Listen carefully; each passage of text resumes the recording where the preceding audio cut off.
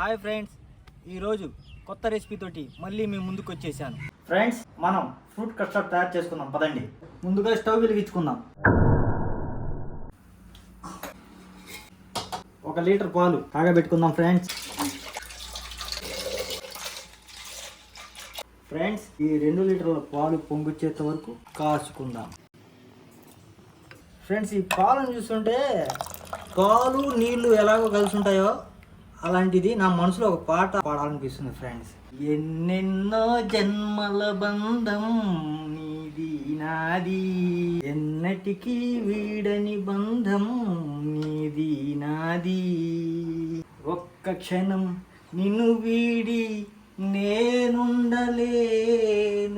ఈలోపు మనం కప్పు పాలల్లో కస్టర్డ్ పౌడర్ కలుపుకుందాం. పదండి, కప్పు పాలు కస్టర్డ్ పౌడర్ అండి. ఇది లేనిదే కస్టర్డ్ మిల్క్ రాదు.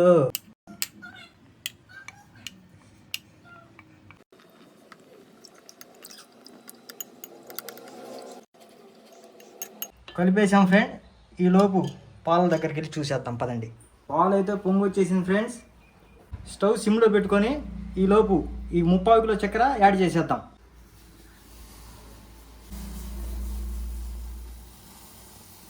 ఈ చక్కెర బాగా కరిగేటట్టు కలుపుకుందాం. ఫ్రెండ్స్,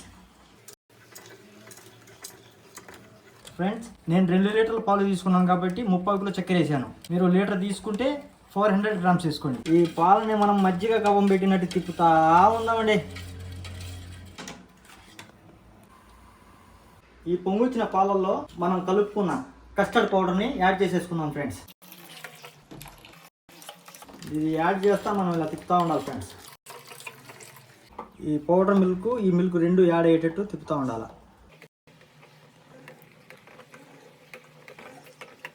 ఇదైతే అయిపోయింది. ఫ్రెండ్స్, పూర్తిగా చల్లారేంత వరకు పక్కన పెట్టుకుందాం. ఫ్రెండ్స్, ఇది చల్లారేలోపు మనం కస్టర్డ్ మిల్క్లోకి ఫ్రూట్స్ని కట్ చేసుకుందాం. పదండి, పాలు అయితే చల్లారిపోయినాయి. ఫ్రెండ్స్, మనం ఈ పాలల్లో ఫ్రూట్స్ని కలిపేద్దాం.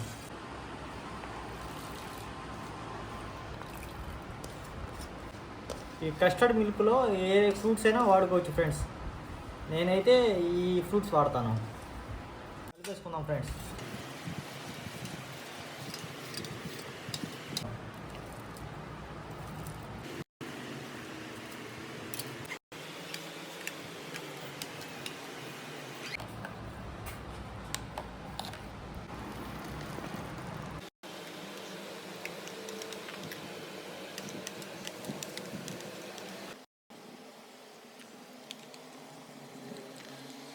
రెండు నిమిషాలు కలుపుకున్న తర్వాత 1 అవర్ ఫ్రిడ్జ్లో పెట్టేద్దాం. ఫ్రెండ్స్, కూలింగ్ అయితే అయిపోయింది. ఫ్రెండ్స్, దీని టేస్ట్ చూసి చెప్తాను.